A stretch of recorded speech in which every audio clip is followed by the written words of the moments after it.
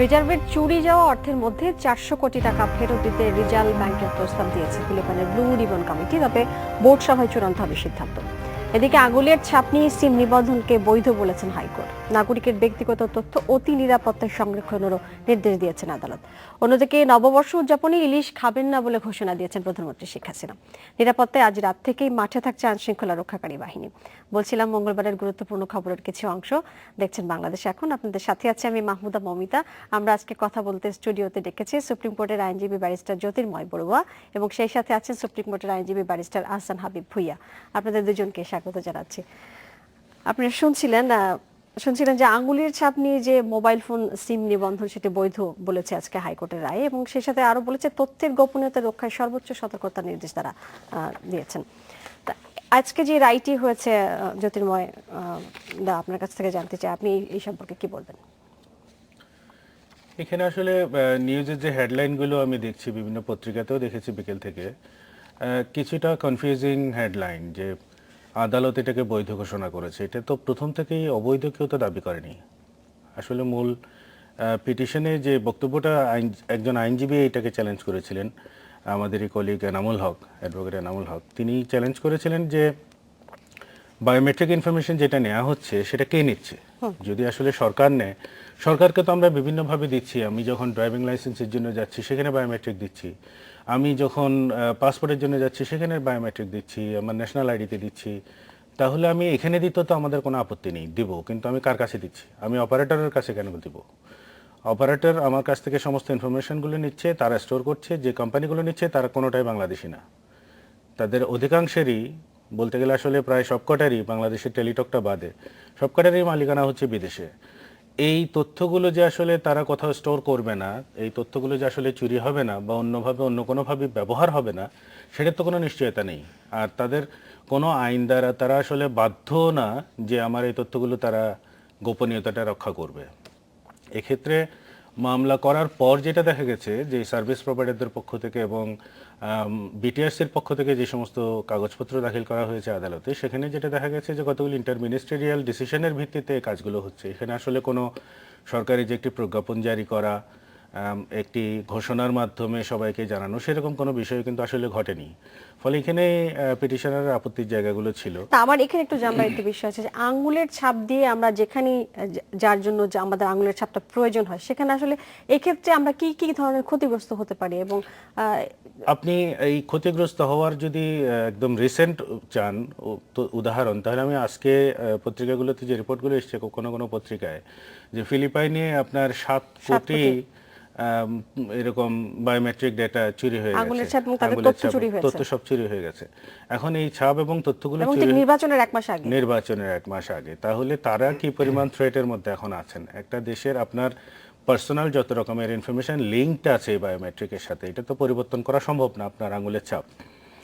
এইটাকে আপনি এখন যদি কোনো টেররিস্ট অ্যাক্টিভিটিসের জন্য ব্যবহার করতে চান, কাউকে যদি ইম্পারসোনেশনের জন্য আপনি এই তথ্যগুলো ব্যবহার করতে চান, অর্থাৎ আমি অন্য একজন ব্যক্তি, সে যে অপরাধগুলো করলাম ঠিকই, কিন্তু তার এই ইনফরমেশনগুলোকে সেখানে আমি ইনপুট দিয়ে দিলাম, এরকম অনেক রকমের সাইবার তো অবশ্যই প্র্যাকটিক্যাল ফিল্ডেও, মানে বাস্তব জগতেও অনেক রকমের প্রবলেম তৈরি করা সম্ভব হচ্ছে এই বায়োমেট্রিক ইনফরমেশনগুলো দিয়েই। যদি এই তথ্যগুলো ব্যাংকিংয়ের সাথে রিলেটেড কোনো বিষয় থাকে, তাহলে ব্যাংকের এই অ্যাকাউন্টগুলো হ্যাক করা তো কোনো বিষয়ই না এখন। না, আমি যেটা জানতে চাচ্ছি যে আজকে যেহেতু হাইকোর্ট এটিকে রিটের পরিপ্রেক্ষিতে সেটি আজকে বৈধতা পেয়েছে, কেউ, আপনি যেটা বলছিলেন যে কেউ এটাকে অবৈধ বলেনি, কিন্তু এখানে তো আসলে মানে প্রত্যেক আমরা যারা এখানে আঙ্গুলের ছাপ দিচ্ছি তাদের ব্যক্তিগত গোপনীয়তা এবং নিরাপত্তা লঙ্ঘিত হতে পারে এবং ক্ষতিকর দিকগুলো আপনি বলছিলেন।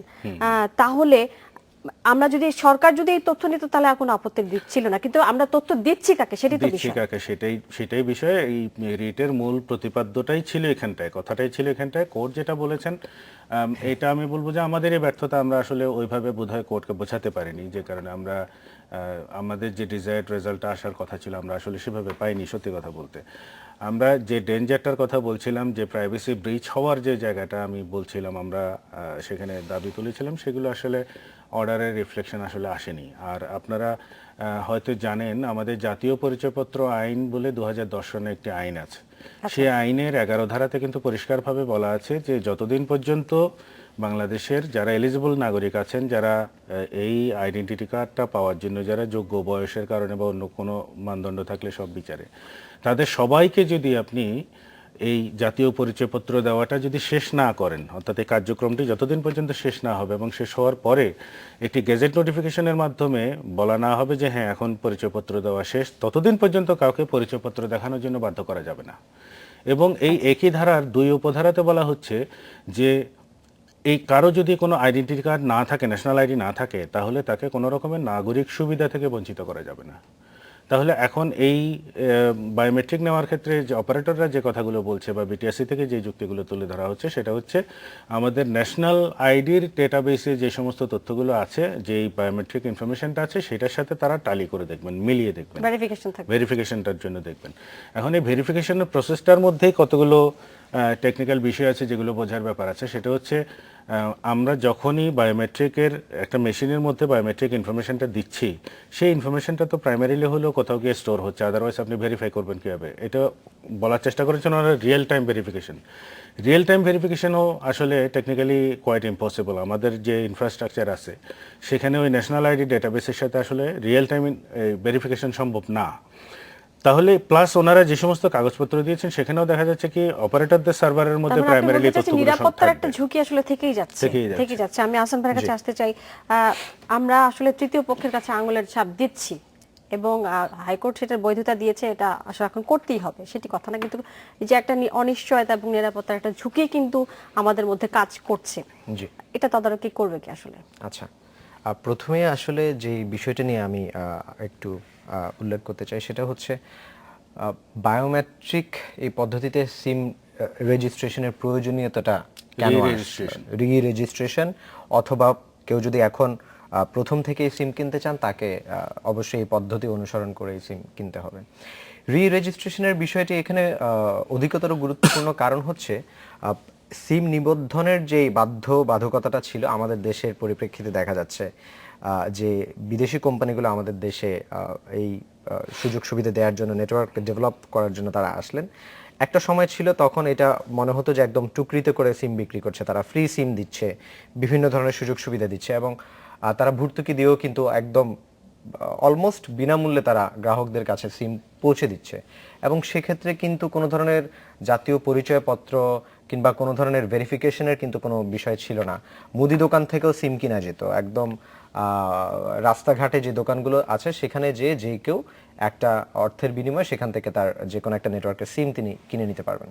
তো এর ফলে বিভিন্ন সময়ের কারণে, সময়ের পরিবাহকতায় এখন যে সমস্যাটা গিয়ে দাঁড়িয়েছে, দেখুন আমরা দেখতে পাচ্ছি যে বিভিন্ন ধরনের অপরাধীদের নেটওয়ার্কটা হয়ে যাচ্ছে এই মোবাইল ফোন কেন্দ্রিক। তারা টেলিফোনে যোগাযোগ করছে, বিভিন্ন ধরনের চাঁদাবাজি করছে টেলিফোনে, দেখা যাচ্ছে ওই নাম্বার ধরে অনুসরণ করে কিন্তু ওই লোককে সেখানে পাওয়া যাচ্ছে না। অপরাধ দমনের একটা গুরুত্বপূর্ণ বিষয়। যেখানে নিরাপত্তার প্রশ্নটি আপনি করলেন, এখানে কিন্তু নিরাপত্তার প্রশ্ন প্রথমে, যে আমি যদি সিম আমার নামে নিবন্ধিত না হয় সেই ক্ষেত্রে আমার প্রশ্ন হচ্ছে, আমরা তো জানি যে আসলে এটি কেন করা হচ্ছে, কিন্তু নিরাপত্তার ঝুঁকি রেখেই যখন নিরাপত্তা বিঘ্নিত হচ্ছে তখন কনফ্লিক্টটা আসলে কোথায়?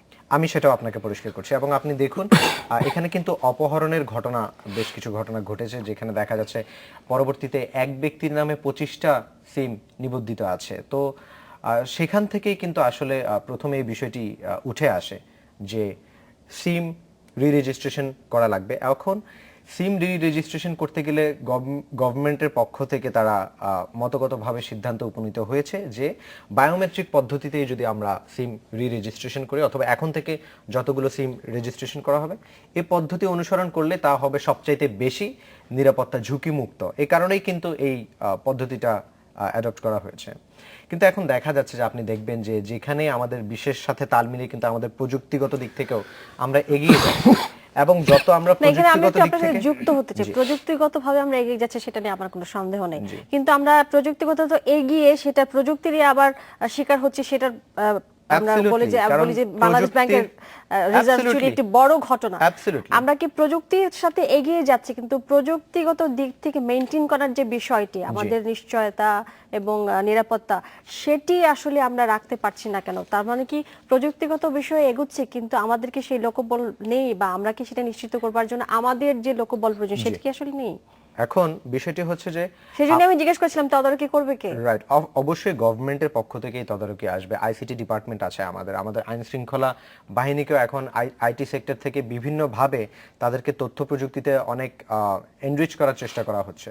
তো দেখুন, আমরা কিন্তু খুব সম্প্রতি আমাদের আইটি সেক্টরটা ডেভেলপ করছে, এবং আপনি লক্ষ্য করে দেখবেন যে এই যে রিজার্ভ ব্যাংকে যে বিষয়টা ঘটে গেল, এটা তো অবশ্যই আমি বলবো যে সরকারের একটি ব্যর্থতা এদিক থেকে, যে আমাদেরকে আরো সচেতন হওয়া উচিত ছিল, এবং এই বিষয়টি থেকে শিক্ষা নিয়ে আমার মনে হয় যে আমি ভবিষ্যতে আপনাদের কাছে ফিরবো, কারণ আমি ফেরার পরে যেটা জানতে চাইবো যে আমাদের সরকারি প্রতিষ্ঠানগুলোতে বিশেষ করে এই ঘটনার পরে বাংলাদেশ ব্যাংকের নিরাপত্তার বিষয়টি বারবার এসেছে এবং বলা হয়েছে সেটা অনেকটাই দুর্বল, এবং অন্যান্য বেসরকারি প্রতিষ্ঠানগুলোতে আসলে নিরাপত্তার ক্ষেত্রে আমরা খরচ বা আর্থিক যে বরাদ্দ সেটি অনেক কম দেখেছি। তো সার্বিকভাবেই যখন আবার এই আমাদের আঙুলের ছাপ দেওয়ার বিষয়টি এসছে, সেখানে নিরাপত্তা কতটুকু নিশ্চিত হবে এবং তদারকি তো আছেই, সেই সাথে আমরা আসলে এটির উপর কতটুকু নির্ভর করতে পারি এই বিষয়ে আপনাদের কাছে আসবো। আরেকটা বিরতি নিচ্ছি, আরেকটা বিরতি নিয়ে আসছি, আমাদের সাথে থাকুন।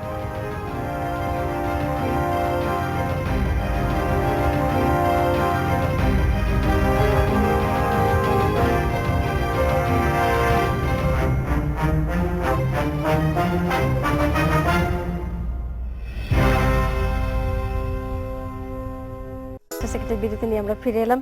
আর যেটি জানতে চাচ্ছিলাম, আমার আসলে মূল প্রশ্ন ছিল যে আঙ্গুলের ছাপ ব্যবহার করে যেই প্রতিষ্ঠানগুলোর কাছে আমরা দিচ্ছি, সেখানে ক্রাইমের যে প্রশ্নটা আছে, হ্যাকিং হবার পথ কি আরো পরিষ্কার হচ্ছে কিনা, আমরা কি আরো অনিশ্চয়তার দিকে সেটি যাচ্ছি তো কিনা? অবশ্যই। আপনি যদি আমি যে একটু আগে যখন ফিলিপাইনের কথা বললাম, ফিলিপাইনের কিন্তু ওদের টেকনোলজি কিন্তু আমাদের চাইতে অনেক অনেক আগে থেকেই কিন্তু আগানো। ওরা যখন ওদের এই গভর্নমেন্টের ডেটাবেস থেকে কিন্তু গেছে, এটা ইলেকশন কমিশনের ডেটাবেস থেকে কিন্তু ওদের ফিঙ্গারপ্রিন্টের 7 কোটি ডেটা কিন্তু চুরি হয়ে গেছে। আমি মনে করি না যে তাদের ইফেক্টিভ ফায়ারওয়ালও ছিল না বা এরকম প্রোটেকশন ছিল না, সেটা মনে করছি না। কারণ টেকনোলজির ব্যাপারটা যেটা, আপনি দেখবেন মাঝে মাঝেই আপনারাই খবর প্রচার করেন এবং যেটা সত্যিকারের অর্থে ঘটে, চাইনিজ একজন হ্যাকার আমেরিকার প্রতিরক্ষা দপ্তরের সিস্টেমটাকে হ্যাক করে নিয়ে পুরো অচল করে দিল, বা বাংলাদেশে এরকম রিটেলিয়েট করেছে অনেক সময়। আমাদের বিভিন্ন সময় আমরা দেখেছি পাকিস্তানের রাস্ত একটা ডিপার্টমেন্টের ইয়েটা হ্যাক করে দিল, এরকম মানে কিন্তু মাঝে মাঝে প্রযুক্তির সাথে সাথে ঘটছে। যারা হ্যাকিং করছে তারাও তারা কৌশল মাচ পরিবর্তন মোর করছে, genius than the people who are making all this security. মানে সেটি আমাদের মাথায় আছে কিনা?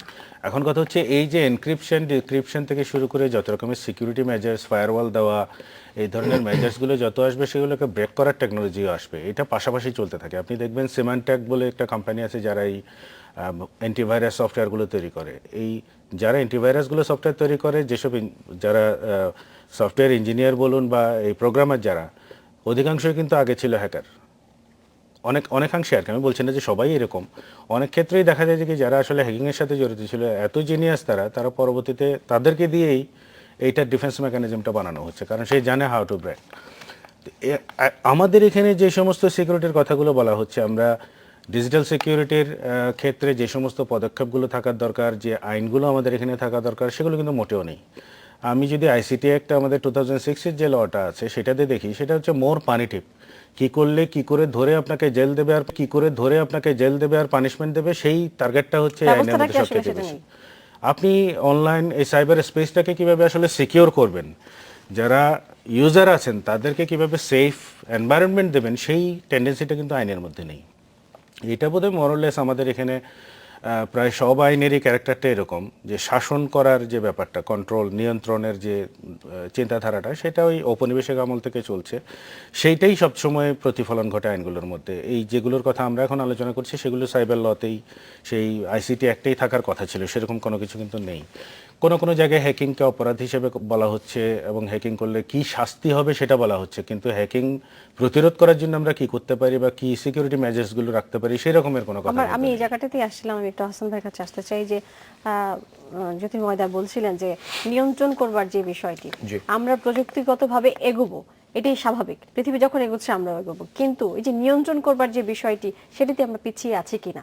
এখন আমি আপনাকে এই বিষয়ে একটু বলি। দেখুন, রিসেন্টলি যদি আমরা লক্ষ্য করি, পানামা পেপারসের যে বিষয়টি আসলো, মোসাক ফনসেকা কিন্তু এখানে অনেক দিন ধরে একটি আইনি সহায়তা প্রদানকারী একটি প্রতিষ্ঠান হিসেবে তারা সুপরিচিত, কিন্তু তাদের এখান থেকেও কিন্তু দেখা যাচ্ছে, এবং এখানে শুধুমাত্র সাধারণ যে নাগরিক তাদের ইনফরমেশনে লিক হচ্ছে সেটা না, এখানে ব্রিটিশ প্রধানমন্ত্রী আছেন, চীনের প্রধানমন্ত্রী আছেন, এছাড়াও আরো অনেক অভিনেতা, ফুটবলার সেলিব্রিটি, অনেক সেলিব্রিটিরা এখানে আছেন। তো তাদের নিরাপত্তা বলেন বা তাদের প্রাইভেসির যে জায়গাটা, অনেক সেন্সিটিভ ইনফরমেশনও লিক হয়েছে।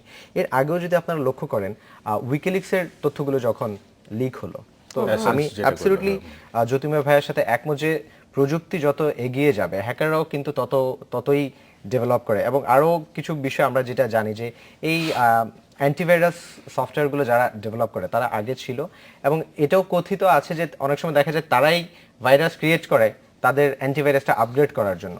তো যত প্রযুক্তিগত বিষয়গুলো এগিয়ে যাবে, ততই কিন্তু এর সাথে পাল্লা দিয়ে আমাদের নিরাপত্তার বলয়গুলো আরও ডেভেলপ করা লাগবে। তো আমার কাছে মনে হয় এটা একটা চ্যালেঞ্জ, এবং এ থেকে আসলে মুখ ফিরিয়ে দেখারও কিছু নাই। এই চ্যালেঞ্জ নিয়ে আমাদেরকে সামনে এগিয়ে যাওয়া লাগবে। এটা একটি বাস্তবতা যে বিভিন্ন সময়ে ইটস সো আনপ্রেডিক্টেবল, আমরা প্রেডিক্ট করে বসে থাকলে হবে না। উই উইল নেভার নো যে কখন হ্যাকাররা কি উপায়ে কোন নতুন সিস্টেমে তারা এই পন্থাগুলো সেটা তো আমরা জানি যে হ্যাকারও নিশ্চয়ই প্রযুক্তিগত কৌশল দিনকে দিন তারা ডেভেলপ করছে। আমাদের উদ্দেশ্য থাকবে যে আমরাও যাতে আমাদের প্রযুক্তিগত যে ফায়ারওয়ালের কথা বলেছেন, এগুলো যাতে আমরা ডেভেলপ সেই পর্যায়ে করতে পারি। আমাদের সরকারের উচিত আরো গভীর মনোযোগ দেয়া এই বিষয়ে, যেহেতু এটার সাথে আমাদের প্রতিরক্ষা বিষয়েরও এবং আমাদের নিরাপত্তার বিষয় অত্যন্ত ওতপ্রোতভাবে এখানে জড়িত আছে। আর আরেকটা কথা আমি এখানে বলে রাখি, বায়োমেট্রিক পদ্ধতিতে সিম রেজিস্ট্রেশনের এখানে কিন্তু বারবার একটা ভীতির সঞ্চার করা হচ্ছে যে এর ফলে কি আমাদের কোনো নিরাপত্তা ঝুঁকি হচ্ছে নাকি। আপনারা লক্ষ্য করে দেখবেন, আমরা যখন কোথাও ভিসা অ্যাপ্লিকেশন করতে যাই, সেখানেও কিন্তু আমরা বায়োমেট্রিক পদ্ধতি ব্যবহার করছি। তো সেটা তো আমরা সরকারের কাছে দিচ্ছি না, সেটাও আমরা কোনো একটা বেসরকারি, আমরা ভিএফএস এ যখন দিচ্ছি একটা বেসরকারি প্রতিষ্ঠান, এটা নিয়ে কিন্তু কোনো প্রশ্ন আসছে না। আমি মালয়েশিয়া যাব, আমি ব্যাংকক যাব, আমি সিঙ্গাপুর যাব, আমাদের দেশের কোনো জনগণের কাছেই দেখবেন না যে তাদের কাছে ভীতির সঞ্চার হচ্ছে যে আমি ভিসা অ্যাপ্লিকেশন দিতে গেলে আমার বায়োমেট্রিক্স পদ্ধতিতে আমি রেজিস্ট্রেশন করছি, সেখানে visa application form fill up করছি, তাহলে কি আমার ইনফরমেশনগুলো দিয়ে আমার ব্যাংক অ্যাকাউন্ট হ্যাক হয়ে যেতে পারে? এটা কিন্তু ভীতির সঞ্চার হচ্ছে না। আমার কাছে মনে হয় যে এটা আমাদের মিডিয়া, তো আমরা এই বিষয়গুলো অনেক অফকোর্স আমরা আলোচনা করব, বাট আমার কাছে মনে হয় যে নেগেটিভ বিষয়গুলো হচ্ছে, জরিমানার একটা ওই যে ভাইয়া বললো একটা পিউনিটিভ পানিশমেন্টের পানিশমেন্ট রাখা হচ্ছে যে এটার ভয়ে যাতে কেউ হলে হাইকোর্টের যে নির্দেশনা, ক্ষতিগ্রস্ত হলে তাকে জরিমানা দিতে হবে না। এটা মন্ত্রণালয় থেকে একটা সিদ্ধান্ত এসেছে, বা আগে থেকেও আসলে ছিল, যদি কোনো অপারেটর যদি এরকম এটাকে তথ্য যদি ভায়োলেশন করে, তাহলে ক্ষতিগ্রস্ত হওয়ার পর আপনি জরিমানা দিচ্ছেন। সেটা চেয়ে বড় ব্যাপার হচ্ছে, কিন্তু এই যে আমি ক্ষতিগ্রস্ত হলাম, এটার দায় কে নেবে আসলে? সেটা চেয়ে বড় ব্যাপার হচ্ছে আপনি নিজেই আসলে আমি একটু স্বীকার করে উদাহরণ নিচ্ছেন। বলতে চাই, যেমন ধরুন আমার আঙ্গুলের ছাপ ব্যবহার করে কোনো ধরনের কোনো কেউ নাশকতা করলো, হ্যাঁ, সেটার ধরুন আমি ওই পরিস্থিতিতে যেই পরিস্থিতির মধ্যে দিয়ে যাব বা আমাকে যেটা সাফার করতে হবে, সেটার দায় আসলে কে নেবে? তাহলে সেটার কোনো প্রোটেকশন নেই, আসলে সত্যিকার অর্থে নেই। আমাদের ক্রিমিনাল জাস্টিস সিস্টেমের মধ্যেই কোথাও কোনো প্রোটেকশন নেই। আমি আর এখানে দুজন হয়তো বসে কথা বলছি, আমাদের নামে কিন্তু আজকে খুলনাতে একটা মামলা হলেও আমরা কিন্তু গিয়ে কোর্টে গিয়ে প্রমাণ করতে হবে আমরা এই টেলিভিশন চ্যানেলে বসেছিলাম, আমাকে ঘরে বসে থেকে বলতে পারবো না আমি যাব না। এই প্রোটেকশন আমাদের এখানে দেওয়ার মতো আইনি ব্যবস্থাগুলো নেই, এগুলো আমাদের দুর্বলতা। এখানে আসলে কাজ হওয়ার প্রয়োজন।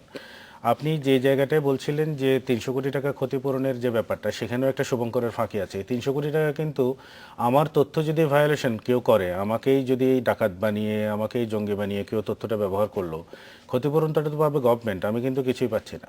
আমাকে কিন্তু ক্ষতিপূরণ পেতে হলে সেই সিভিল কোর্টে গিয়ে সর্বোচ্চ কোর্ট ফি দিয়েই 45,000 50,000 টাকা দিয়ে আমাকে সমস্ত ওই দেওয়ানি মামলার বছরের পর বছর ঘুরতে ঘুরতে গিয়ে তার পেছনে দৌড়াতে হবে। আর এই জায়ান্টের সাথে তো আমি পারবো না, যে হাজার হাজার কোটি টাকা বিনিয়োগ করে দেশ থেকে ব্যবসা করার জন্য এসছে, তার সাথে তো আমার মতো চনপটি যে কোর্ট ফি দিতেই যাকে চিন্তা করতে হবে, সে তো এই লড়াই তো টিকে থাকতে পারবে না। মানে আমাদের সেই আইনি আমরা যখন ধরেন এই যে ফাঁকির কথা যদি ময়দা বলছেন, যদি ধরেন আমি ক্ষতিগ্রস্ত হই, সেই টাকাটা পেতে হলেও তো আমাকে দৌড়াদৌড়ি করতে হবে। উনি যেটা বলেছেন এটা কিন্তু আসলে আমাদের দেশের লিগ্যাল সিস্টেমের একটা বাস্তব চিত্রই উনি তুলে ধরেছেন, এবং এটা বাস্তবতা। আমি উনার সাথে শতভাগ একমত যে সেক্ষেত্রে একটা সাধারণ লিটিগেন্টের কিন্তু অনেকটাই দুঃসাধ্য ব্যাপার হয়ে উঠবে এই ধরনের বড় বড় কোম্পানিগুলোর বিরুদ্ধে যাওয়া। বাট আই উড সে যে এই ধরনের মেজার যেখানে আমাদের 6টি প্রতিষ্ঠানের মধ্যে 5টি হচ্ছে মালিকানাধীন বাইরের জি জি মালিকানা। জি। তো এই ধরনের পদক্ষেপ নেওয়া ছাড়াও তো তাদের এগেইনস্ট একটা পিউনিটিভ পানিশমেন্টের বিষয় নেওয়া ছাড়াও কিন্তু আমাদের কাছে, এবং এটা 300 কোটি রাখার কিন্তু কারণও একটাই, যাতে তারা 300 কোটি টাকা, এটা হচ্ছে অনেকটা আরেকটি ভয়ভীতি দেখিয়ে তাদেরকে বিষয় এটা আমার থেকে মনে বিরত আছে, রাখা যেমন ধরেন মতো। 5টি এই 6টি প্রতিষ্ঠানকে দেয়া হলো, আমরা তো আসলে ধরেই নিতে পারি না যে এই 6টি প্রতিষ্ঠানের সাথে সম্পর্ক আমাদের সবসময় ভালো থাকবে, যদি খারাপ হয় সেটা তো অবশ্যই। এখন কথা হচ্ছে তখন আসলে ধরেন আমি ধরলাম যদি একটি প্রতিষ্ঠানের সাথে আমাদের সম্পর্ক চুকিয়েই গেল, হ্যাঁ, সেক্ষেত্রে আসলে আমরা যেই ইনফরমেশন গুলো তাদেরকে দিয়েছি সেক্ষেত্রে কি হতে পারে, সেই ধরনের কোনো নির্দেশনা বা কোনো কিছু কি ছিল, আছে কিনা এটা? না, আসলে সেরকম কোনো বিষয় নেই। আর আপনি ঠিকই বলেছেন, ওয়ারিদ বলে একটা কোম্পানি আমাদের এখানে কাজ করতো, তারা কিন্তু দুবাই ভিত্তিক এটা প্রতিষ্ঠান, ওরা কিন্তু গুটিয়ে নিয়ে চলে গেছে অনেকদিন আগেই, আজকে থেকে প্রায় বোধহয় 5-6 বছর বেশি হবে বোধহয়, তারা ব্যবসা গুটিয়ে নিয়ে চলে গেছে। তাদের আর বাংলাদেশের যে বিজনেসটা ছিল সেটা এখন ধরেন নাইজেরিয়াতে। তাদের সাথে আমাদের মানে যে information টা প্রতিষ্ঠানগত ছিল। সম্পর্ক শেষ হয়েছে, ধরলাম যে আমি কূটনৈতিক সম্পর্ক আমাদের খারাপ হলো, সব মিলে আসলে যে বৈরিতাটা তৈরি হয় সেটার রিস্কটা আসলে সরকারের পক্ষ থেকে কিভাবে ডিফাইন করবে? সেটা আসলে ডিফেন্ড করার মতো, প্রথমেই বললাম যেটা, যে এই তথ্যগুলো যেখানে নিচ্ছে, আমি ওনার কথা থেকে আরেকটা জিনিস একটু এখানে আপনার উত্তরটার জন্য তুলে নিয়ে আসতে চাই। সেটা হচ্ছে, আমরা কিন্তু শুরুতেই বলছি যে আমি বায়োমেট্রিক ইনফরমেশনগুলো আমার এনআইডিতে দিচ্ছি, আমি পাসপোর্টে দিচ্ছি, আমি যখন ড্রাইভিং লাইসেন্স করছি সেটা তো আমি সেখানে সরকারকে দিচ্ছি। হ্যাঁ, ওই জায়গাটাতে আমি আসছি। আমরা কিন্তু কোথাও প্রশ্ন তুলিনি এতদিন, কারণ আমাদের নিজেদের এখানে যারা দিচ্ছিলেন, আমরা যারা দিচ্ছিলাম, আমাদের কখনো মনে হয়নি যে এখানে প্রশ্ন তোলা প্রয়োজন। কোনো একটা কারণে এটা নিয়ে তখন জনসচেতনতা তৈরি হয়নি, মিডিয়াতেও কোনো রকমের কথা হয়নি। এখন যেটা কথা হচ্ছে, যেহেতু আমরা দেখছি অ্যাপারেন্ট ভায়োলেশনগুলোরও আসলে চিত্রগুলো আমরা চোখের সামনে দেখছি। আমি আসলে এনআইডিতেও তথ্য দিতাম না যদি আমার মাথাতে এই জিনিসটাই প্রথম থেকে স্ট্রাইক করতো, বা কারো মাথায় যদি আসতো যে আমার তো ডেটা প্রোটেকশন অ্যাক্ট বলে কোনো অ্যাক্টই নেই, আমার তো গভর্নমেন্টকেও দেওয়া উচিত না, until or unless they know what they are going to do. কারণ এই ন্যাশনাল আইডিতে, ন্যাশনাল ডেটাবেজে যে তথ্যগুলো আছে সেটা নিয়েও তো বিভিন্ন ধরনের গুজব আছে যে সেটা বাইরের এজেন্সিগুলোর হাতে অনেক তথ্য চলে গেছে আমাদের বাংলাদেশের। জানি না এটা সত্য কি মিথ্যা, কিন্তু এই গুজব কিন্তু আমরা শুনি, বিভিন্ন আলোচনাতেই কিন্তু এই তথ্যগুলো উঠে আসে। তাহলে আমার গভর্নমেন্টের কাছে কিন্তু আসলে স্পেসিফিক কোনো ল নেই আমার ডেটা যখন প্রসেসের প্রশ্ন আসে। আপনি যদি দেখেন 1998 সনের ইংল্যান্ডের যে ডেটা প্রোটেকশন অ্যাক্টটা আছে, সেখানে সেকশন 13, সেকশন 14 এবং 17, এই পার্টিকুলার 3টে সেকশনের কথা আমি একটু বলি আপনাকে। সেকশন 13-এ বলা আছে হচ্ছে, ডেটার যদি কেউ কোনো কারণে যদি সংক্ষুব্ধ হয় তাহলে সে ক্ষতিপূরণ কার কাছে চাইবে। তার মানেটা কি, আপনার ডেটাটা আপনি কতটুকু দেবেন, কতটুকু ব্যবহার করবে, সেটা ল স্পেসিফিক্যালি বলে দিচ্ছে। 3টা ব্যাপার, একটা হচ্ছে ল বলছে যে আপনি কিভাবে তথ্যটা নেবেন, তথ্যটা আপনি প্রসেস করবেন কিভাবে, তারপর হচ্ছে প্রিজার্ভেশনের প্রশ্ন। এর পরের স্টেজটা হচ্ছে আপনি কিভাবে ব্যবহার করবেন সেটাকে, চতুর্থ স্টেজটা যদি ধরি। আমাদের এখানে যে প্রকিউরমেন্টের যে পদ্ধতিটা, তথ্য আপনি নিচ্ছেন কিভাবে, সেটা তো কোনো পরিষ্কার কোনো কিছু নেই, কিন্তু ঝাপসা। তারপরে আপনি সেটা প্রসেস করছেন কিভাবে, সেটাও কিন্তু আমি কিছু জানি না। তাহলে তারপর সেটা সংরক্ষণ কিভাবে হচ্ছে সেটাও কিন্তু আমি জানি, কোনো আইন নেই। আইন ছাড়া যখন আমরা এই যে আঙুলের ছাপ দিচ্ছি, আপনি যখন কাউকে ধরবেন সেটা কিসের ভিত্তিতে ধরবেন? ধরতে পারবো না তো, আমার তো আছে শুধু হচ্ছে জাতীয় পরিচয়পত্র নিবন্ধন আইন 2010, সেখানে কিছু কথা বলা আছে খুবই বেসিক। আপনি যখন বলছি যে না আমরা প্রযুক্তিগতভাবে এগোচ্ছি, আমরা এটা করছি সেটা করছি, এই যে এই প্রতিষ্ঠানগুলোর কাছে আমাদের আঙুলের ছাপ দিচ্ছি, কিন্তু কেউ কোনো অন্যায় করলে বা সেটাকে ধরবার জন্য যে আইন দরকার সেটি নেই, তাহলে সার্বিকভাবে যে একটা সমন্বয়হীনতার একটা বিষয় কিন্তু আছে এখানে। আইন সোজা কথা, যেখানে আপনার ভ্যাকুয়াম থাকবে সেখানে আপনার ফার্স্ট কাজ হচ্ছে এই জায়গাটা একটা আইন তৈরি করা। অন্তত আমি বলছি না যে আইন হলে একদম টোটাল প্রোটেকশন পেয়ে যাবেন, আমাদের দেশে প্রচুর আইন, সেটা প্রয়োগ এবং চর্চার ব্যাপার আছে। অন্তত আপনার কাছে ফাইট করার মতো একটা কিছু হাতে থাকবে। আমি অন্তত বলতে পারবো যে আপনি আমার তথ্যটা নিয়ে মিসইউজ করেছেন, আমি প্রমাণ পেয়েছি, এই হলো প্রমাণ, আপনার কাছ থেকে আমি ক্ষতিপূরণ চাই। যখন আমার কাছে আইন নেই তখন আমি এটা করছি, আসলে এটির ফলাফল কি হবে সেই বিষয়ে ফিরবো। আরেকটা বিরতি নিচ্ছি দর্শক, আরেকটা বিরতি নিচ্ছি, আমাদের সাথেই থাকুন, ফিরছি একটু পরে।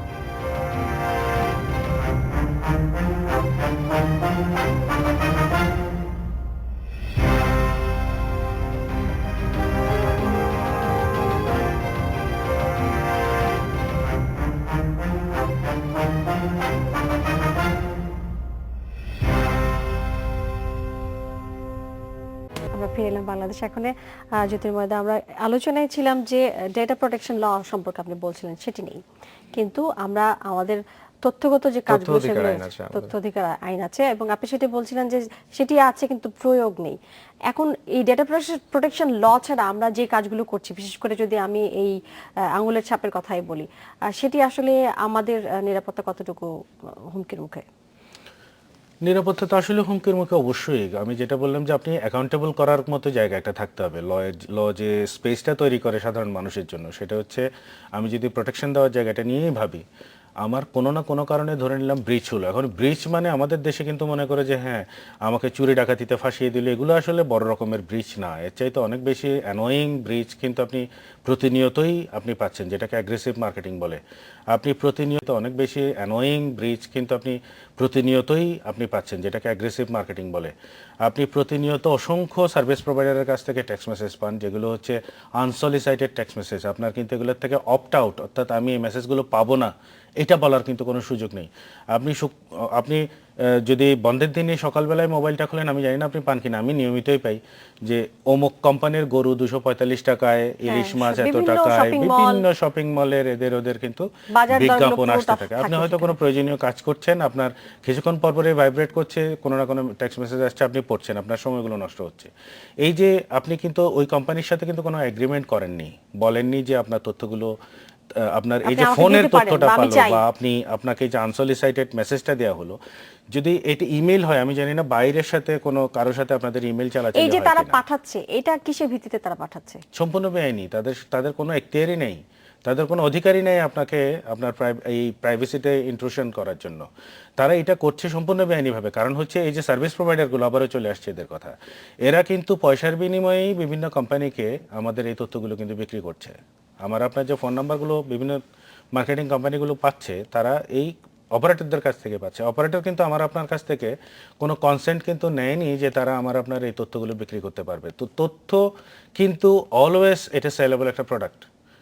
আমি যদি ওই সেন্সেও ধরি, দিস আর অল ভায়োলেশনস। আমার পারমিশন ছাড়া আমাকে বিক্রি করা হচ্ছে, আমার ইনফরমেশন বিক্রি করে কেউ একজন বিজনেস করছে, এবং সেই বিজনেসের পরিমাণ কিন্তু 1 টাকা 2 টাকা 1000 2000 এর এই বিষয় না, ডেটা অনেক। প্রোটেকশন লটি আসলে হচ্ছে না কেন এখনো? এই ডেটা প্রোটেকশন ল নিয়ে আসলে খুব বেশি সময় ধরে যে কথা বলা হচ্ছে আসলে সেটাও না। আমরা বছর দুয়েক ধরে এই কথাগুলো বলছি। অনেকেই একটি অর্গানাইজেশন আছে, ভয়েস বলে একটা অর্গানাইজেশন আছে, যারা এটা নিয়ে কথা বলে। না, বিশেষ করে তারা বাংলাদেশ ব্যাংকের একটা রিজার্ভ চুরির পর থেকে এই ধরনের আপনাদের পক্ষ থেকে কোনো উদ্যোগ নিয়েছিলেন কি আপনারা? একটা কিন্তু ড্রাফট দেওয়া হয়েছিল, ড্রাফট একটা প্রেজেন্ট করা হয়েছে 2 বছর আগেই। এই ভয়েস বলে যে অর্গানাইজেশনটা আছে, তাদের পক্ষ থেকেই কিন্তু একটা ড্রাফট করা হয়েছে। সেটাতে আমিও কিছুটা তাদের সাথে কাজ করার একটা সুযোগ হয়েছিল আমার ড্রাফটটা করার সময়। তো এখন সেইটি নিয়ে আমরা আরও কথা বলতে পারি, বা আসলে এই বিষয়গুলো নিয়ে কাজ করেন এরকম অনেক দক্ষ মানুষ কিন্তু আমাদের আছে। তারা যে সবাই আইনজীবী হতে হবে এমন কোনো মানেও নেই। এই বিষয়গুলো নিয়ে কাজ করেন এই ফিল্ডে, আইটি ফিল্ডে অনেকেই আছেন, বা প্লাস প্রাইভেসি নিয়ে কাজ করেন এরকম অনেক অর্গানাইজেশন আছে যারা এই বিষয়গুলোতে দক্ষ, এবং তারা ইফেক্টিভলি কিন্তু গভর্নমেন্টকে এই লগুলো সাজেস্টও করতে পারবেন। আমি মনে করি যে আমাদের this is the high time আমাদের। আচ্ছা, আরেকটা বিষয় আপনার কাছ থেকে জেনে আমি আসল ভাইয়ের কাছে আসবো, যে যেহেতু এই লটি নেই, আবার আমরা যে বলছি যে আমরা কেউ যদি এটি ভঙ্গ করে, যে মানে তথ্য যদি কেউ পাচার করে, সেক্ষেত্রে তার 300 কোটি টাকা জরিমানা হবে। তাহলে সেক্ষেত্রে কিসের বেসিসে? ল তো নেই, কিছুই নেই। এটা যে কোনো লয়ের মাধ্যমে এসছে তা না, এটা হচ্ছে তাহলে ওনাদের আসল একটা ভাই ঘোষণা। সরকার আসলে কিসের বেসিসে বলছে যে জরিমানার বিষয়টি? দেখুন, সরকার তো কারণ এখানে আপনার কাছে আইন না থাকলে আপনি ধরবেন কি দিয়ে? না, সরকার কিন্তু বলেছে যে কেউ যদি এই ধরনের এই তথ্য বিষয়ে নিয়ে তারা এটার মিসইউজ করে যদি কোনো ধরনের কোনো অপরাধ সংগঠন করে, তো সেই ধরনের বিষয় যখন আসবে, সেটা তো অবশ্যই আমাদের দেশে প্রচলিত আইন আছে, এই প্রচলিত আইনের মাধ্যমেই সেটার বিষয় ব্যবস্থা কিন্তু নেওয়া যাবে। বাট উনি যে বিষয়টা কিন্তু বলছে, সেটা কিন্তু আরো মোর সফিস্টিকেটেড ম্যাটার। হ্যাঁ, তো আমাদের কিন্তু ডাটা প্রোটেকশন অ্যাক্ট নেই, এটার বিষয়ে ভাইয়া বলেছেন। রিসেন্ট একটা ডেভেলপমেন্ট আমরা এখানে পাচ্ছি, অলরেডি এটা ড্রাফট কমিশনে দেওয়া হয়েছে। আর আরেকটা বিষয় হচ্ছে, আমাদের তথ্য অধিকার আইন কিন্তু আছে। আমরা এই বিষয়টা সম্পর্কে হয়তো জনগণকে এখনো পর্যন্ত ওভাবে সচেতনতা বৃদ্ধি করতে পারিনি। তথ্য অধিকার কমিশনে আপনি কিন্তু অ্যাপ্লিকেশন দেওয়ার মাধ্যমে you have the right to know সেটার অ্যাবাউট। কি সঠিক প্রয়োগ আছে? এখন আপনি প্রয়োগের কথা যে বলছেন, আমাদের দেশে তো পেনাল কোডও আছে, কিন্তু আইনের প্রয়োগ যেখানে না থাকবে, সেখানে তো আর কোনো কিছুই করা সম্ভব হবে না। তো সেক্ষেত্রে আমার কাছে মনে হয় শুধুমাত্র ডাটা প্রোটেকশন অ্যাক্ট বা তথ্য অধিকার আইন থাকলেই হবে না, আমি আপনার সাথে একমত যে এটা সঠিক প্রয়োগ থাকতে হবে। কিন্তু দেন আগেন আমি আবারও এটা রিপিট করব যে আমাদের যেহেতু এখন সম্প্রতি আমরা তথ্য প্রযুক্তিতে অনেক এগিয়ে যাচ্ছে, এর কারণে কিন্তু আমরা অন্যান্য দেশের যে হ্যাকাররা আছে তাদেরও কিন্তু একটা লক্ষ্যবস্তুতে এখন আমরা পরিণত হচ্ছি। হয়েছি। বিশেষ তারা কিন্তু করে টার্গেট করছে, 800 কোটি টাকা খোয়া যাবে। তারা আমাদেরকে টার্গেট করছে। এবং আপনি লক্ষ্য করে থাকবেন যে এখানে কিন্তু আমার কাছে একটা বিষয় খুবই সারপ্রাইজিং মনে হয়, আই এম প্রিটি শিওর যে এটা কোনো একটা কোইন্সিডেন্স না। আমাদের বাংলাদেশ ব্যাংকে যখনই 26 বিলিয়ন রিজার্ভ হচ্ছে বলে আমরা খুশিতে আত্মহারা হয়ে যাচ্ছি, তখনই আমাদের এখানে একটা ঘটনা ঘটলো।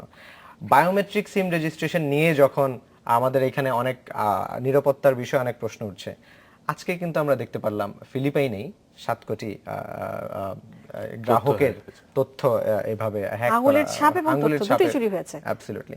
তো আমার কাছে মনে হয় যে এই বিষয়গুলোর সাথে কোথাও না কোথাও একটা যোগসূত্র হয়তো আছে, তা না হলে এটা মেয়ার কোইন্সিডেন্স হবে, হুইচ ইজ ভেরি আনলাইকলি আমার না, কাছে। আপনার ঘরে যখন চুরি হবে আপনিও সাবধান হবেন, আবার চোরেরাও কিন্তু সাবধান হবে যে পরবর্তীতে যখন আসবে Absolutely, এক তারা পথ আরো দিয়ে তারা কত আসবে না, সতর্কভাবে অন্য পথ তৈরি করবে। অন্য দরজা দিয়ে ঢোকার তারা চেষ্টা তো করবে। তো সেক্ষেত্রে আমাদের কাছে আমরা কি বারবার একই পথ বন্ধ করে রাখবো নাকি অন্য পথে ঢোকার পথগুলো চিন্তা করব, সেই বিষয়গুলো আমার কাছে মনে হয় সরকারের সময় এসেছে যে তারা অলরেডি এই বিষয় নিয়ে চিন্তা করতে শুরু করেছে। আর আরেকটা বিষয় হচ্ছে কিভাবে আমরা বেসরকারি প্রতিষ্ঠানগুলো থেকে প্রোটেকশনটা পেতে পারে। আমার কাছে মনে হয় যে বিটিসিএল এর একটা প্যারালাল মনিটরিং সিস্টেম কিন্তু এখানে রাখা উচিত, যেহেতু তাদের কাছেও এই তথ্যগুলো সংরক্ষিত থাকবে, প্লাস তাদের কাছেও তো থাকবে, তাই না? তো যাই হোক, সরকার নিশ্চয়ই এই ব্যাপারগুলো আমার কাছে মনে হয় এখানে একটা চেক এন্ড সেটা ব্যালেন্সের আমরা বিষয় ভাববো, রাখতে এবং হবে, যেই পথগুলো প্যারালাল আসলে প্রোটেকশনের একাধিক জন ব্যবস্থা উন্মুক্ত করতে হবে। হয়ে আছে সেগুলো তারা কিভাবে রোধ করবেন সেটি অবশ্যই দেখবার বিষয়। এবং সামনে পয়লা বৈশাখ আসছে এবং পয়লা বৈশাখের নিরাপত্তা নিয়ে আমরা ফিরবো কিছুক্ষণ পরে।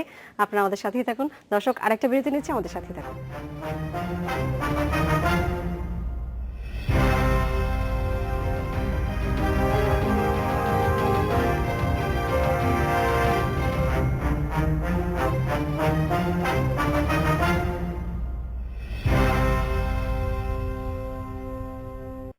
আমরা আবারও ফিরে এলাম বাংলাদেশ এখনে। জ্যোতির্ময়দা, আমরা বায়োমেট্রিক পদ্ধতি নিয়ে আলোচনা করছিলাম এবং সেটির নিরাপত্তা নিয়ে আলোচনা করেছি। আপনারা জানেন যে পয়লা বৈশাখ একদম দোরগোড়ায় চলে এসেছে এবং সেটির নিরাপত্তা নিয়ে আসলে অনেক ধরনের আলোচনা হচ্ছে। তার মধ্যে যদি বলা হয় যে সব ধরনের অনুষ্ঠানের জন্য কিন্তু প্রশাসন বলেছে যে 5টার মধ্যে সেটি শেষ করতে হবে এবং মঙ্গল শোভাযাত্রায় মুখোশ ব্যবহার করেন, নানাবিধ তারা নিয়মকানুন এখানে দেখিয়েছেন। এই বিষয়ে আসলে একটি মন্তব্য আমি বলতে চাই।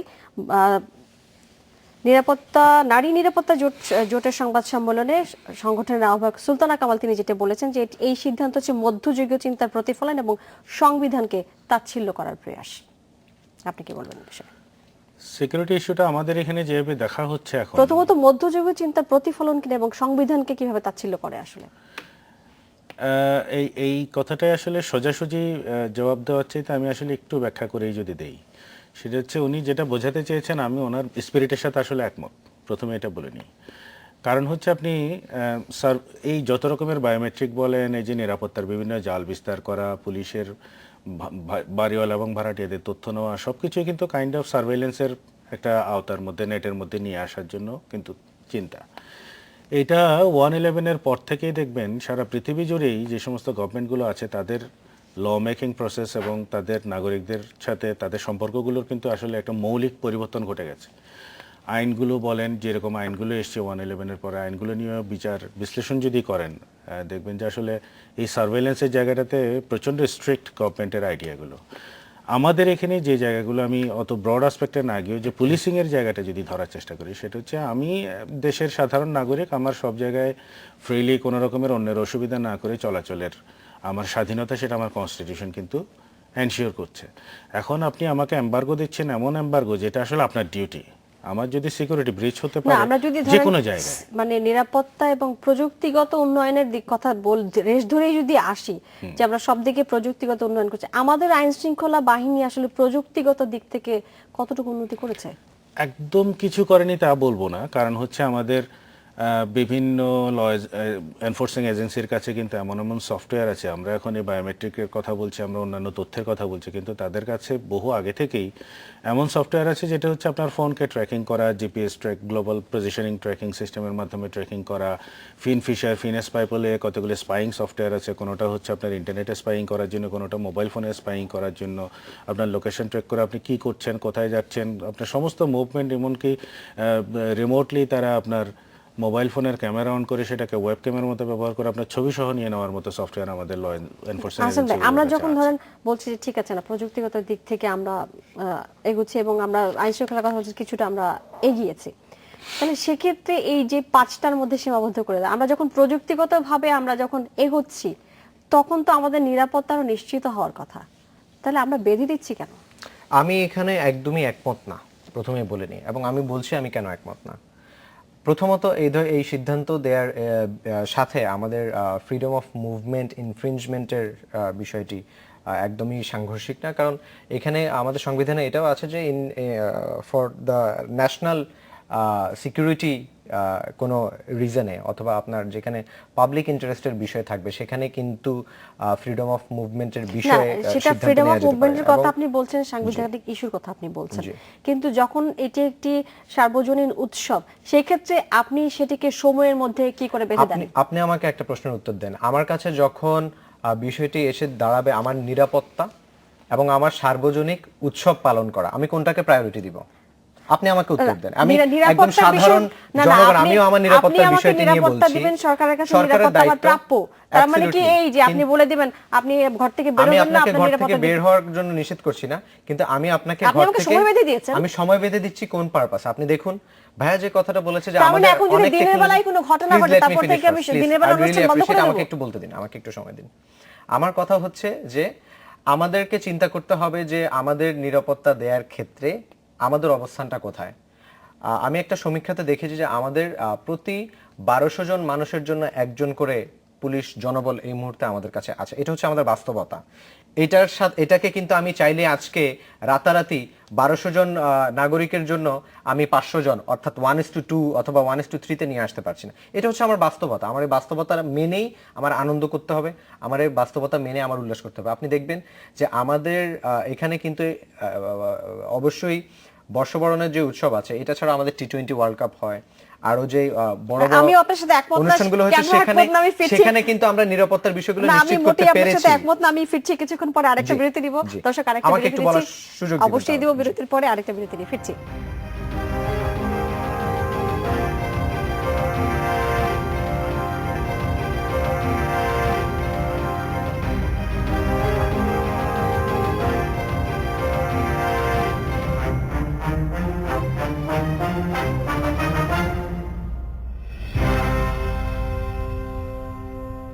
আমরা বাংলাদেশে এখন ফিরে এলাম।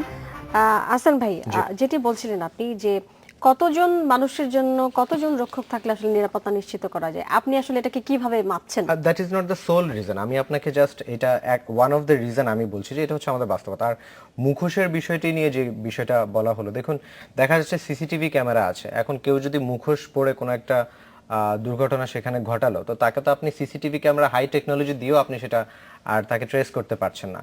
তো এই ক্ষেত্রে আমার কাছে মনে হয় আমাদের নিরাপত্তা এবং বিশ্লেষকরা যারা আছেন তারা একটা প্রি অ্যাকশন প্রোটোকলে বলতে পারেন বা একটা মেজার তারা নিয়েছেন। এটা জননিরাপত্তার বছরের ঘটনাকে কেন্দ্র করে যে আমাদের ইতিহাসে কিন্তু এর আগে কখনো হোসেনি দালানিতে এই ধরনের বোমা বিস্ফোরণের ঘটনাও কিন্তু ঘটেনি। তো যেহেতু দেখা যাচ্ছে যে আমাদের দেশে এই যে জঙ্গিবাদের যেই এলিমেন্টগুলো রিসেন্টলি আসে, এবং এটা শুধুমাত্র আমাদের দেশে যে হচ্ছে তা না, আপনি দেখেন ব্রাসেলসও এই ধরনের একটা তো ঘটনা যেটা ঘটলো, আপনি গত বছর নারী লাঞ্ছনার ঘটনাটির কথা চিন্তা করেন, সেটিও এক ঝুলন্ত অবস্থায় রয়েছে এবং নানান ধরনের মন্তব্য নিয়ে রয়েছে। অ্যাবসলিউটলি। তো আমরা তো অফকোর্স চাবো না যে এই ধরনের ঘটনার যাতে পুনরাবৃত্তি আবার হয়। তো সেই কারণেই বলা হয়েছে যে একটা নির্দিষ্ট টাইম ফ্রেম করে দেওয়া হয়েছে, এবং এখানে কিন্তু কোনো স্ট্রিক্টলি না, তার মানে কি ধরেন আপনি যখন টাইম ফ্রেম বেঁধে দিচ্ছেন তার মানে কি এই যে দুর্বৃত্তির ভয়ে আমি আসলে ভয়ের সংস্কৃতি তৈরি করছি? Of course not. কিন্তু এখানে এনকারেজ করা হচ্ছে না যে আপনারা সারা রাত বাইরে থাকেন অথবা সেটা আপনারা কিছুটা দিনের- হলো তো সফল হলো, কারণ সেটা যদি ধরেন যারা চাচ্ছে যে না ঠিক আছে এই অনুষ্ঠানগুলো বন্ধ হোক, লোকজন এইভাবে সার্বজনীন উৎসব পালন না করুক, যেটা তাদের যদি এটা মনোবৃত্তি হয়ে থাকে, জি। তাহলে তো অর্ধেক সময় তো আমরা বেঁধে দিয়েছি, আমরা রাতের হয় চলাফেরা করতে পারছি না, সেটা কিছুটা হলে তো তাদের পরিপূর্ণ হচ্ছে না, তাদের ইচ্ছেটা। এখানে কিন্তু আমি আপনাকে একটা কথা বলি, আমরা একটা মেজার নিচ্ছি যে এখানে আমাদেরকে একটু সাবধানে চলাফেরা করা। আমি যেখানে দেখব গর্ত দেখার পরেও যদি আমি ওই গর্ত দেখেই যাই, তো এখানে আমরা বলছি যে সামনে গর্ত আছে, আপনি একটু দেখে শুনে পার হবেন। এখন এটার ইন্টারপ্রিটেশনটা যদি ঘুরে ফিরে এভাবে নিয়ে আসা হয়, তো তার মানে হচ্ছে আমি আপনাকে ঘর থেকে বের হতে নিষেধ করছি। তাহলে যে আপনাকে ঘর থেকে বের হলে আপনার জানমালের হুমকি থাকবে, তাহলে কি সেই সফল? আমরা বিষয়টাকে এভাবে ইন্টারপ্রেট না করে কেন এভাবে ইন্টারপ্রেট করছি না, যে এই বিষয়টাকে আমরা পজিটিভ ভাবে কেন দেখতে পারছি না? আমার প্রশ্নটা হচ্ছে সেটাই। কারণ হচ্ছে এই বিষয়টাকে নিয়ে দেখা যাচ্ছে যে রাজনৈতিক ভাবেও এমন একটা বিষয় সামনে এগিয়ে নিয়ে আসা হচ্ছে। না, এখান থেকে প্রত্যেকটা সাংস্কৃতিক বিষয়ের সাথে কর্মীরাও কিন্তু নানান ধরনের মন্তব্য তারা করছেন। দেখুন, কারণ এই সাংস্কৃতিক কর্মীরাই কিন্তু যখন একটা ঘটনা ঘটবে, যখন এই ধরনের একটা লাঞ্ছনার ঘটনা ঘটবে, সবার আগে কোশ্চেন তুলবে সরকার ব্যর্থ, সরকার জননিরাপত্তা দিতে ব্যর্থ। এটা তো স্বাভাবিকভাবেই তুলবে, এবং এই ধরনের কোনো ঘটনা ঘটলে তো সেটা সরকারেরই ব্যর্থতা। যে ঘটনাই ঘটবে সেই দায় সরকারকে Absolutely, নিতে আমি তো হবে। তাই বলছি। কিন্তু এটা এইভাবেই নিরাপত্তা নিশ্চিত করে কি আসলে উৎসব পালন করা যায় নাকি? তা এটা যদি এমন একটা বিষয় হতো যে আমরা মধ্যযুগীয় কোনো একটা জায়গায় আছি, এভাবেই কিন্তু হচ্ছে সেটা কিন্তু শুধুমাত্র তুলনা করা আমরাই নিচ্ছি তা হচ্ছে। কিন্তু না। আমি আপনাকে একটা কথা বলি, আপনি যারা ফ্রিকোয়েন্ট বাইরে যাতায়াত করেন, আপনি দেখবেন যে এখন দেখা যাচ্ছে এমন একটা সংস্কৃতি তৈরি হয়ে যাচ্ছে, মুসলমানরা দেশের বাইরে কোথাও গেলে অন্যান্য ধর্মাবলম্বীদেরকে যেখানে অনেক ফ্রিলি সিকিউরিটির বিষয়টা তাদের জন্য অনেক রিল্যাক্স থাকে, মুসলমানদের জন্য কিন্তু থাকে না। তাদেরকে দেখা হচ্ছে অনেক সেটা বেশি। কি আপনি মেনে নেন? আমি কথাটা শেষ করি, আমাকে শেষ করতে দেন। মেনে নেওয়ার প্রশ্নটা এখানে পড়ে, জাস্টিফিকেশনের বিষয়টা। তারাও কিন্তু তাদের দেশের সর্বোচ্চ নিরাপত্তার স্বার্থে তারা কিন্তু এই বিষয়টা করছেন। এখন কেন মানে এখন প্রশ্ন তুলতে পারি আমরা যেখানে একটা ডিসক্রিমিনেট করা হচ্ছে, নিরাপত্তা বেষ্টনী তৈরি করা হচ্ছে, আমরা এখানে প্রশ্ন তুলতে পারি। আপনি যদি এখন বলেন যে না, এখানে তো একটা ডিসক্রিমিনেশন করা হচ্ছে, হ্যাঁ, কিন্তু ডিসক্রিমিনেশনের থেকেও তারা প্রায়োরিটি দিচ্ছে কি ন্যাশনাল সিকিউরিটি, অর্থাৎ ন্যাশনাল সিকিউরিটির বিষয়ে কিন্তু কোন ধরনের কোন ছাড় কিন্তু তারা সেখানে দিচ্ছে না। না। ন্যাশনাল সিকিউরিটির পরিমাপটা আমি আসলে ঠিক বুঝতে পারছি না। সেটা এইখানটায় এটা আসলে আপনার প্রায়োরিটির বিষয়, আপনি আমি কতটা শেষ এখানে প্রশ্ন প্রায়োরিটি আপনাদের দিবেন, জ্যোতির্ময় দেখাচ্ছে, আর আমি আপনি সাংস্কৃতিক অনুষ্ঠান বা বর্ষবরণ অনুষ্ঠান এবার পয়লা বৈশাখে কিন্তু নারীদের অংশ না নেওয়ার পরামর্শ দিয়েছেন হেফাজত। এদিকে এর মধ্যে পয়লা বৈশাখে নববর্ষ উৎসবকে পালনকে বিধির মধ্যে সংস্কৃতিও তারা আখ্যা দিয়েছেন। কি বলেন এই বিষয়ে আপনি? এইটা ওনারা নারীদের বিভিন্ন অংশগ্রহণ, বিভিন্ন এমনকি বিভিন্ন পেশাতে বাইরে আসা, এগুলো নিয়েও তাদের আপত্তির কথা বলছে। এটা রাজনৈতিক সিদ্ধান্ত, রাজনৈতিক জায়গা থেকে তারা বলছেন, তাদের একটা নির্দিষ্ট বিশ্বাস থেকে। এখন সেটাকে আমাদের এই যেই সেকুলার গভর্নমেন্ট বলি বা যে গভর্নমেন্টই এখন আছে আমাদের, তারা সেটাকে মেনে নেবেন কিনা, তারা সেটাকে সাপোর্ট করেন কিনা, এগুলো হচ্ছে রাজনৈতিক প্রশ্ন, রাজনৈতিকভাবে সমাধান হওয়ার ব্যাপার। আমি এখানে কিছু মিসকনসেপশনের জায়গা একটু ক্লিয়ার করতে চাই, ওইটা ধরেই এটার কিছুটা উত্তর হয়তো আসবে। সেটা হচ্ছে ন্যাশনাল সিকিউরিটির এখানে আসলে উৎসব পালনের সাথে কোনো সম্পর্ক নেই। ন্যাশনাল সিকিউরিটির যে মেজারগুলো নিয়ে আসা প্রয়োজন হয়, সেখানে আসলে বাংলাদেশের একটি মানুষও খুঁজে পাওয়া যাবে না যে আসলে এটাকে বিরোধিতা করবে। ন্যাশনাল সিকিউরিটিটা the end of the day not only for the government, for us. আর আরেকটা ঘটনা হচ্ছে জনগণের নিরাপত্তা সবার জন্যই, কিন্তু সার্বজনীন উৎসবকে ব্যাহত করবে সেটি আসলে কতটা কোন জায়গায় সেটা কোথায়, সেটার সাথে ন্যাশনাল সিকিউরিটির কোনো বিষয় নেই। এই ছিল বাংলাদেশ এখন। আমাদের সাথে থাকবার জন্য সবাইকে ধন্যবাদ।